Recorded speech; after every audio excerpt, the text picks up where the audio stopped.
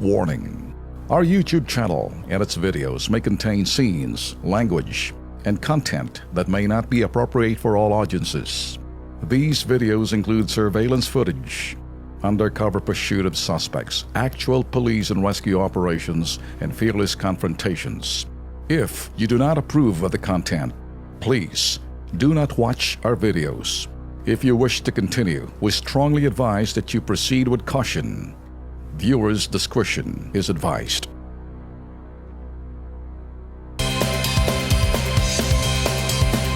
Kasama po natin ngayon sa studio si Henry Sin, 41 taong gulang po, residente po siya ng Tondo, Maynila at presidente ng Phil-Chinese Fire Rescue and Civic Welfare Association Incorporated, isang non-profit organization po yan.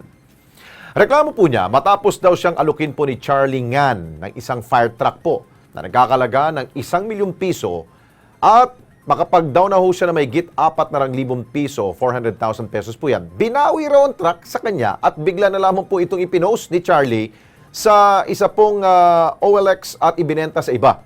Gusto na raw hong bawiin ni Henry ang perang idinahon nila, yung 400,000, dahil galing lamang daw ito sa donasyon para sana makabili sila ng kanila pong sariling fire truck. Pero hanggang ngayon, hindi pa rin daw ito binabalik ko ni Charlie. Kaya diretso natin tanungin si Henry. Henry, maganda yung purpose ninyo dito, no? Because you are a volunteer group. Mahalaga ang volunteer group sa pag-apula ng mga apoy. Alam naman natin yan. Katuwang ninyo ang BFP. Pero ang problema, bakit kayo, parang kayong niloko nitong si Charlie Ngan? Ano bang usapan ninyo? May kasulatan ba kayo dito? Meron po kaming ginawa pong agreement. Yung agreement na po niya, kasi yung time nung pumirma siya, hindi po niya masyadong binasa yung agreement. Oo. Basta sabi niya, basta pag meron nag-donate, hulog lang ng hulog hanggang sa matapos yung 1 million. Oo. Yung truck naman po, kaya niya naino sa amin yung truck is para mapunta po ko sa mga magsusupport, magdodonor, para makahingi ng suporta. Okay. So, nung after ng July, yung huling hulog namin, bigla po niyang sinabi na kukunin niya na. Dahil ang rason niya is, maarawan yung truck, maulanan, masisira, at yung parkingan po sa kalsada lang. Eh, nagtataka ako ba't yung mga fire truck po sa Binondo, yung mga ibang volunteer, sa kalsada lang po nakaparada. Tama. So, nagtataka ako, ano yung rason, bakit kukunin? Ngayon po, sinabi ko po, kailangan ko yung truck dahil wala akong ipapakita, hindi ako makahingi ng suporta. So sabi niya, kung meron po kung donor o magsusupport, papupuntahin ko pa po dun sa lugar niya. So para po sa akin, wala naman po sigurong ganun na ako na nga humihingi ng tulong, ako pa yung mag-uutos dun sa donor na papupuntahin ko po dun sa lugar.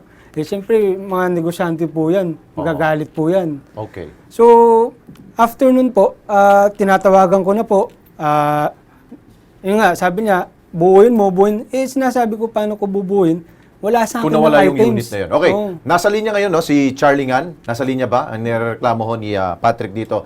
Charlie, magandang gabi sa'yo. Charlie?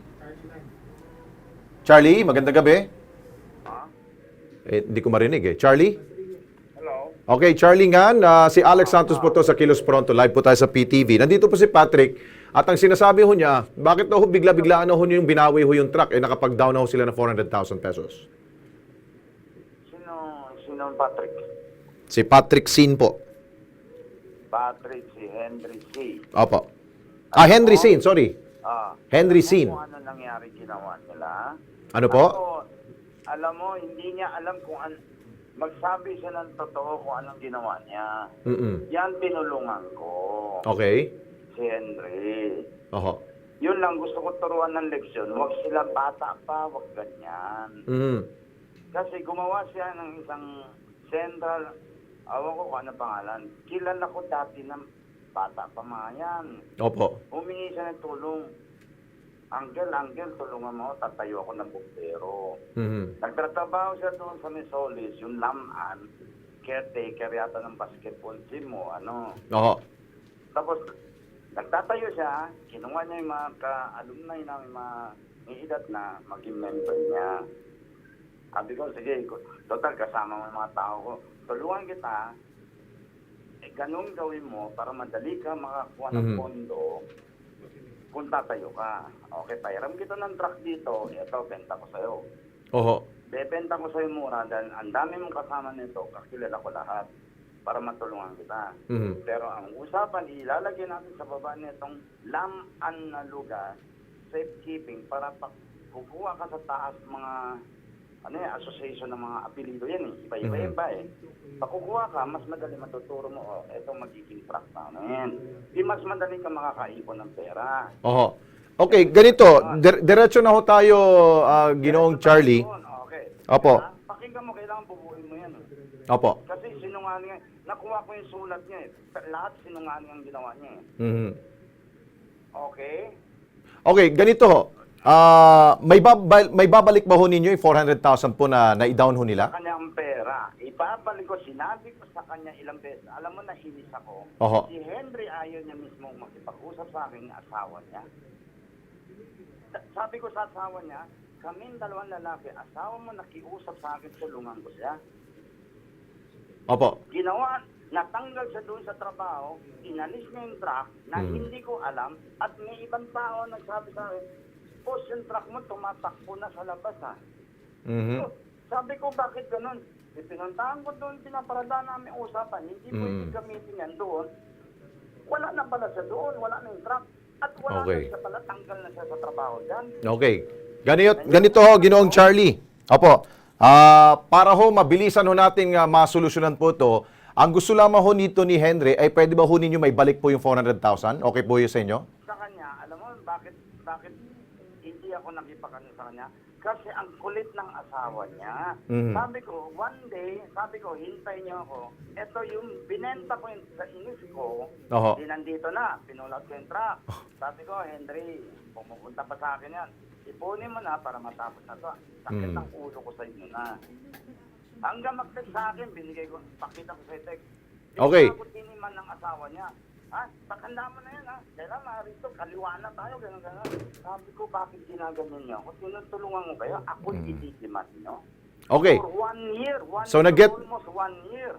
Nakuha na ho namin, Ginoong Charlie. So, ang ibig sabihin ho nito, handa na ho kayo, ibalik po nga ho yung 400,000 po. Pag na-collection ko na full payment na yan, ang gagawin ko sa kanya, kung gaano katagal mo ang binayaran, babayaran din kita ng ganyan. Kasi sugi ako eh. Oras ko, inubos mo. Ganyan. Babayaran kita. Okay, first payment mo sa akin na 50,000, for example, 100. Umabot ng 2 buwan, binigay mo 50. Umabot ng 3 buwan, binigay mo 100. Ganun din, bibigay ko sa iyo. Oo. Anong sagot mo dyan, Anong sagot mo dyan, Henry? Hindi po totoo yan. Actually, yung 440 na yan, ilang buwan ko lang inano yan dahil nasa akin po yung items. Ganun siya kabilis. Paano ko nga siya matatapos? Wala sa akin yung items. Kaya siya mabagal. At hindi po siya ganun kadali para makahingi ngayon, lalo sa panahon ngayon. Pero yung mga aligasyon niya sa'yo, anong sagot mo doon? Hindi po. Yung mga sinasabi niya sa side niya yan eh. Yan sa akin lang kasi, ang inaano ko rito, yung abala niya, yung ginawa niya, kung ilang beses ko siya tinetext, kung maaari lang sana, humihingi nga ako lang sa kanya ng kung pwede balik yung fire truck para matapos ko yung hulog. Oh. Ganun lang naman kadali hiningiling ko kaso ayaw niya. So paano kung matatapos yung truck? Amenable ka ba dun sa gusto niya na babayaran ka daw niya kung gaano katagal din daw yung pagbigay mo ng bayad noon?